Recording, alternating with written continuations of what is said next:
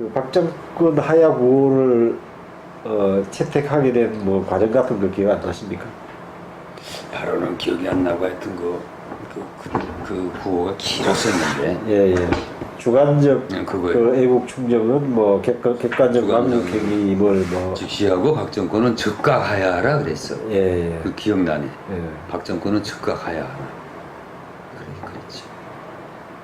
그 당시 이제 그 근데 분위기가 이제 분위기가 그거가 나왔는데 누가 발언했는지 기억이 안 나는데 그게 나오니까 상당히 좀 긴장했는데 채택이 됐지. 예. 그거 하자. 그때 그 정수님은 어땠습니까? 그 상황에서. 난 그거 뭐 맞다고 생각했는데. 뭐 적극 공감을 한 겁니다. 아니 저 박정권의 공과에 대해서는 뭐 지금도 참 얘기가 좀 미진하지만 예. 그 당시 안일이던 반대에 있어서 그 기본적인 인식은 박정권이 지금 나이 들어서 하는 식으로 뭐 이렇게 뭐 미국의 세계 정책이니 뭐 일본 뭐 이제 그런 건 알긴 알지만 예. 이 사람이 그 당시 얘기하는 것처럼 뭐 그걸 갖다가 조국을 근대화시키고 그러려고 그런 거라고는 안 봤거든요.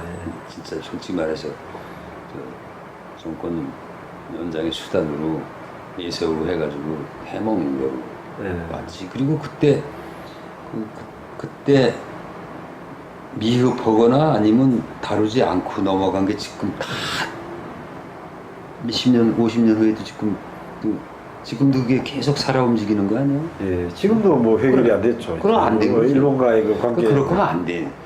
그렇게 하면 안 된다는 게 우리의 아주 기본 인식이니까. 예. 도대체 그리고 가해자와 피해자에 있어서 그런 식으로 무슨 독립 뭐 축하금이니 그런 말이 있을 수 없는 말이고. 예. 그래서 그거는 분명히 난 지금도 반대 잘했다고 보는 사람이야. 예. 그 6월 2일 시위가 어떻게 전개됐습니까? 하여튼 그렇게 이제 시위 최대한 이제 하기로 이제 그렇게 결정이 되고 우리는 우리끼리 나간 거지. 그러니까 해서. 본교의 집계를 안 하고 우리 교향학부에 집계를 해서 그 이렇게 따로 집회를 가졌습니까? 그럼 그래서 뭐 낭독하고 이제 그리고 쫙 나가서 내기 우리 지금 안암 로타리로 해가지고 신설동 로타리로 해서 숭인로까지 나가고 계속 이제 이렇게 저지하고 충돌이 됐지.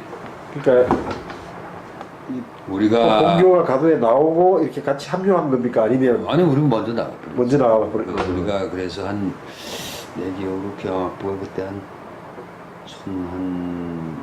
1,500명쯤 됐을 텐데 아마 학생이 한 1,000명은 나간 셈이에요. 많이 나간 거예요. 그래가지고 이렇게 깨지면서 이 시내까지 왔으니까 그 다음에 이제 지휘계통은 무너진 거지 다. 그래서 거기 이튿날 바로 계엄령 됐기 때문에 내가 가만히 있자. 지금 하여 아리수문에 며칠날 잡혔더라. 일단 그 6월 2일 날요. 그날은